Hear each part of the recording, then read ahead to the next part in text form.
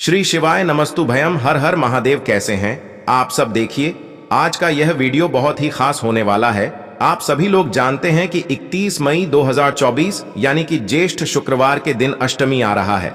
दोस्तों, इसी दिन किया जाने वाला पंडित जी द्वारा बताया गया 11 चावल वाला उपाय आप लोगों को जरूर करना चाहिए, क्योंकि दोस्तों यह एक ऐसा उपाय है जो कि इस उपाय को करने के बाद दोस्तों आपको पूरे कोई और उपाय को करने की जरूरत नहीं है, क्योंकि सबसे बड़ा और सबसे नया यह उपाय पंडित जी ने अपनी अभी की सीहोर की कथा में ही बताया है। मैं जिस उपाय को आज हम आपको बहुत अच्छे से समझाने वाले हैं, इस वीडियो को देखने के बाद इस उपाय को समझने के लिए आपको कोई और वीडियो को देखने की जरूरत नहीं पड़ेगी।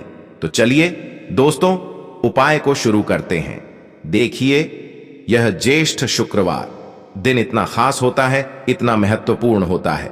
देखा है कभी कभी बड़े बड़े पूजा पाठ अनुष्ठान से जो मनोकामना पूर्ण नहीं होते। 31 मई 2024 यानी कि ज्येष्ठ शुक्रवार अष्टमी के दिन, ज्येष्ठ अष्टमी एक छोटे से उपाय करने से ही आपकी मनोकामना पूर्ण हो जाती है। और बहुत सारे लोगों ने इस उपाय को किया भी है और उनको इस उपाय को करने का फल भी जरूर मिला। अगर आप लोग भी इस उपाय को 31 मई 2024 यानी कि ज्येष्ठ शुक्रवार अष्टमी के दिन करना चाहते हैं, तो आप इस उपाय को पहले अच्छे से समझ लेना, सुन लेना, उसके बाद करना ना। आपको इस उपाय का फल जरूर मिलेगा।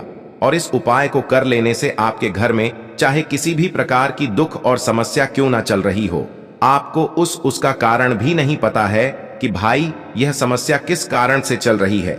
उसका कुछ भी कारण हो सकता है, जैसे पितृदोष हो सकता है या किसी भी तरह का मंगल दोष भी हो सकता है, और भी बहुत तरह के दोष होते हैं, कुछ भी हो सकता है।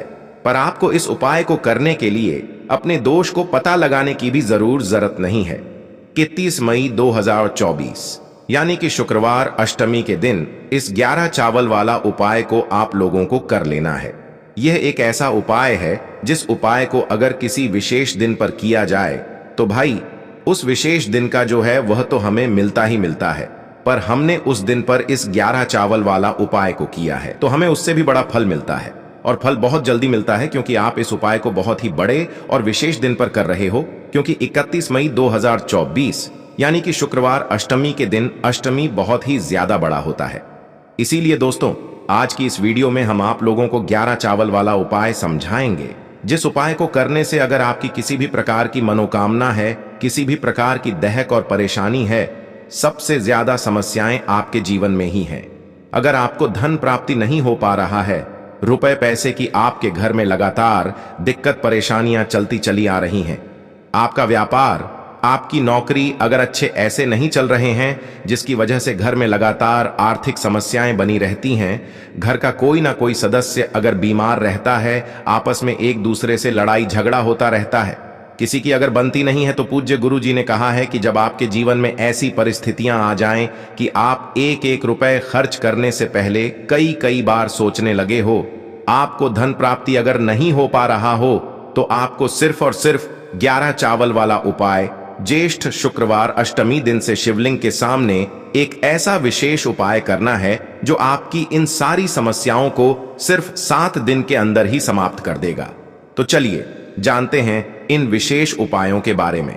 लेकिन उससे पहले जो भी मेरे भाई मेरी प्यारी बहनें आज चैनल पर पहली बार आए हैं या मेरी आवाज आज पहली बार सुन रहे हैं, अगर आप भी महादेव के सच्चे भक्त हैं तो वीडियो को लाइक और चैनल को सब्सक्राइब जरूर कर लें दोस्तों।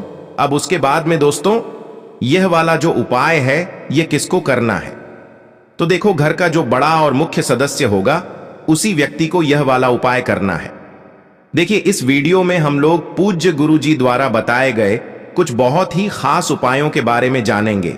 अगर आप अपने जीवन में धन प्राप्त नहीं कर पा रहे हैं, या फिर आपके शरीर में रोग हो गया है, या फिर आपके बच्चे आपकी बात नहीं मानते हैं, पढ़ाई लिखाई में उनका मन नहीं लगता है, गलत संगत में पड़ गए हैं, और या फिर आप अपने जीवन में बहुत ज्यादा लड़ाई झगड़ों से परेशान हो चुके हैं, तो गुरु जी ने कहा कि आपको सिर्फ बेलपत्र और चावल के दाने वाले यह विशेष उपाय शिवलिंग के सामने जरूर कर लेना चाहिए।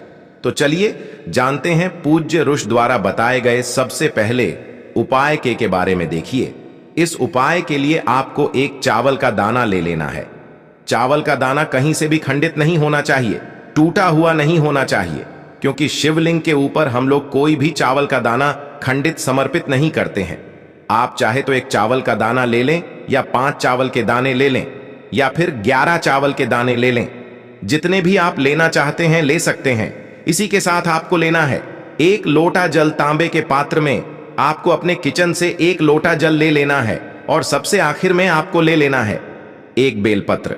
देखिए, पूज्य गुरु जी ने कहा कि इस उपाय को अगर हम लोग शुक्रवार के दिन करें, या फिर सोमवार के दिन करें, या फिर प्रदोष के दिन करें, या फिर अष्टमी के दिन करें, या फिर एकादशी के दिन करें, या फिर मासिक शिवरात्रि के दिन करें, तो यह हमारे लिए बहुत ही विशेष होता है और हमारी समस्त मनोकामनाएं महादेव की कृपा से बहुत ही जल्द परिपूर्ण होती हैं।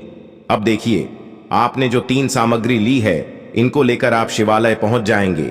इस उपाय को आप सुबह करना चाहे तो सुबह कर लें, और शाम को करना चाहे तो शाम को कर लें।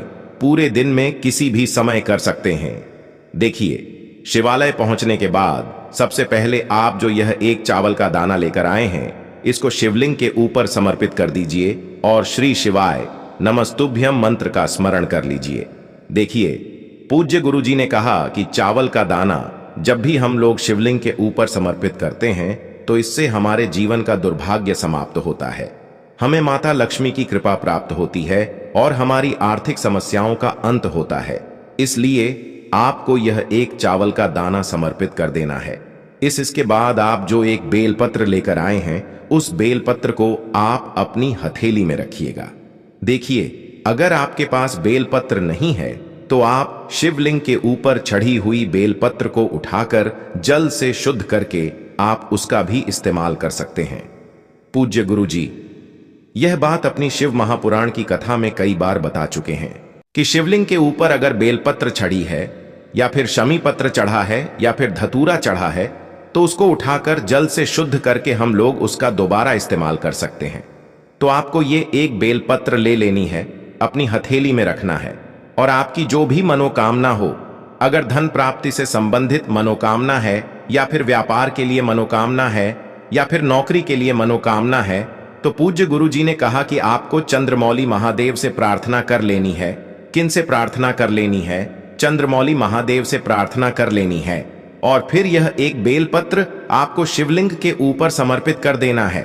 बेलपत्र की चिकनी साइड का हिस्सा शिवलिंग में टच करेगा और बेलपत्र की डंडी जलाधारी की तरफ रहेगी। इसके बाद आप जो 1 लोटा जल लेकर आए हैं, उसको धीरे धीरे इसी बेलपत्र के ऊपर समर्पित करते जाइए तथा लगातार चंद्रमौली महादेव के नाम का स्मरण करते जाइए। पूज्य गुरु जी ने कहा कि जल आपको इतने धीरे समर्पित करना है कि जल समर्पित करते करते आप कम से कम 11 बार चंद्रमौली महादेव के नाम का स्मरण जरूर कर लें। फिर इसके बाद वहीं शिवलिंग के सामने थोड़ी देर बैठकर 11 बार या 21 बार या 51 बार या फिर 108 बार श्री शिवाय नमस्तुभ्यम मंत्र का स्मरण करते हुए आपको वापस अपने घर आ जाना है। गुरु जी ने कहा कि अगर आप अपने जीवन में धन को लेकर बहुत ज्यादा परेशान रहते हैं, बहुत ज्यादा चिंतित रहते हैं, तो सिर्फ 1 बार यह उपाय करने के बाद ही कुछ ही हफ्तों के अंदर महादेव की कृपा से आपको धन प्राप्ति के नए नए रास्ते बनने प्रारंभ हो जाते हैं। तो दोस्तों, इस विशेष उपाय को आप जरूर करिएगा। अब जानते हैं पूज्य गुरुजी द्वारा बताए गए दूसरे खास उपाय के बारे में। ये उपाय आपके किसी भी कार्य को सफल बनाने के लिए है। देखिए, इस उपाय के लिए आपको 1 लोटा जल ले लेना है, तांबे के पात्र में जल ले लेना है, और इसी के साथ आपको थोड़ा सा पीला चंदन ले लेना है। पीला चंदन अगर लकड़ी के फॉर्म में है तो उसको घिसकर उसका इस्तेमाल कर लीजिए, या फिर पाउडर के फॉर्म में है तो उसमें थोड़ा सा जल मिला लीजिए और फिर आप उसका इस्तेमाल कर सकते हैं। पूज्य गुरु जी ने कहा कि आप अपनी नौकरी के लिए बहुत मेहनत कर रहे हैं, या फिर आप अपने विवाह के लिए बहुत प्रयास कर रहे हैं, या फिर आप अपने मकान को बनाने के लिए, यह जमीन को लेने के लिए बहुत प्रयास कर रहे हैं, या फिर आप किसी भी अपने कार्य को करने के लिए बहुत ज्यादा मेहनत करते हैं, तो आपको यह विशेष उपाय जरूर करना चाहिए। आप जिस भी कार्य को करने के लिए अपने घर से निकलते हैं, या फिर किसी भी कार्य में आप कई महीनों से या सालों से प्रयास कर रहे हैं, वह कार्य आपका परिपूर्ण नहीं हो पा रहा है, तो गुरु जी ने कहा कि यह उपाय करने के बाद आपके सारे कार्य सफल होना प्रारंभ हो जाएंगे। देखिए, अब ये सिर्फ 2 सामग्री लेकर आपको शिवालय पहुंच जाना है। आपको एक कार्य करना है। आप ये जो चंदन लेकर आए हैं, पीला चंदन, इसको आप इसी एक लोटे जल में मिला लीजिए। एक लोटे जल में मिलाकर फिर आपको ये एक लोटा जल धीरे धीरे शिवलिंग के ऊपर समर्पित करते जाना है तथा लगातार तुम रुका जी के नाम का स्मरण करते जाना है। किनका नाम का स्मरण करना है? तुमका जी का पूज्य। गुरु जी ने कहा कि तुमका जी हमेशा महादेव की भक्ति में लीन रहते हैं। महादेव के नाम में, महादेव के भक्ति में सदैव लीन रहते हैं। और तुम रुक्का जी के नाम से अगर आप इस उपाय को करते हैं और आप अपने जिस भी कार्य को करने के लिए जा रहे हैं उस कार्य को सफल बनाने के लिए प्रार्थना करते हैं, तो गुरु जी ने कहा कि हम आपको व्यासपीठ से यकीन दिलाते हैं कि आपका वो कार्य जरूर सफल होगा। देखिए, इस उपाय को आप सिर्फ शुक्रवार के दिन कर सकते हैं। अब जानते हैं पूज्य गुरु जी द्वारा बताए गए तीसरे खास उपाय के बारे में। यह उपाय आपके बच्चों के लिए है। देखिए, इस उपाय के लिए आपको एक कमल गट्टा ले लेना है और साथ ही साथ एक लोटा जल ले लेना है। कमल गट्टा आपको किसी भी पूजन सामग्री वाली दुकान में या किसी भी जनरल स्टोर वाली दुकान में बहुत ही आसानी से मिल जाएगा। 5 या 10 के आप 2-4 कमल गट्टे ले सकते हैं, लेकिन आपको सिर्फ एक कमल गट्टी की जरूरत पड़ेगी। अब सिर्फ ये एक कमल गट्टा और एक लोटा जल लेकर आपको शिवालय पहुंच जाना है। देखिए, जिनके बच्चे उनकी बात कहना नहीं मानते हैं, बच्चे बिगड़ गए हैं, पढ़ाई लिखाई में उनका मन नहीं लगता है, दिन भर मोबाइल चलाते रहते हैं, गलत संगत में पड़ गए हैं, तो पूज्य गुरु जी ने कहा कि ऐसे लोगों को यह विशेष उपाय करना ना चाहिए। अब आप ये जो एक कमल गट्टा लेकर आए हैं, इसको आप इसी एक लोटे जल में डाल लीजिए। फिर आप इस एक लोटे जल के मिश्रण को शिवलिंग के ऊपर धीरे धीरे समर्पित करते जाइए और लगातार तुम रुका जी के नाम का स्मरण करते जाइए। इसमें भी आपको तुम रुका जी के नाम का ही स्मरण करना है। पूज्य गुरु जी ने कहा कि इस उपाय को आप सुबह करना चाहे तो सुबह कर लें और शाम को करना चाहे तो शाम को कर लें। पूरे दिन में आप किसी भी समय इस सुंदर से उपाय को कर सकते हैं। अगर आप अपने बच्चों के लिए उपाय को कर रहे हैं तो तुम रुका जी से प्रार्थना कर लीजिए कि मेरा बच्चा जो गलत संगत में पड़ गया है, जो पढ़ाई लिखाई में उसका मन नहीं लगता है, उसको सुधारने की कृपा करें। आप ऐसे शिवलिंग के सामने जल समर्पित करने के बाद तुम रुका जी से प्रार्थना करते हुए फिर वापस अपने घर आ जाइए। गुरु जी ने कहा कि एक शुक्रवार के दिन किए जाने वाला यह उपाय आपके बच्चों की गलत संगत को बहुत ही जल्द छुड़वा देता है। अब जानते हैं पूज्य गुरु जी द्वारा बताए गए चौथे और सबसे आखिरी उपाय के बारे में। ये उपाय आपके जीवन में खाली धन धान्य के भंडार को भरने वाला है। इस उपाय के लिए आपको एक दीपक ले लेना है। इसमें आपको शुद्ध देसी घी का प्रयोग करना है और साथ ही साथ लंबी रुई की बत्ती का प्रयोग करना है, क्योंकि लंबी रुई की बत्ती का प्रयोग हम लोग अपने जीवन में धन धान्य की वृद्धि करने के लिए करते हैं, व्यापार में वृद्धि करने के लिए करते हैं और लगातार सफल होने के लिए करते हैं। देखिए, फिर इसी के साथ आपको ले लेने हैं थोड़े से काले तिल के दाने। काले तिल के दाने आप चाहे तो 11 ले लें या फिर 21 ले लें। जितने भी आप ले लेने चाहते हैं उतने आप ले सकते हैं।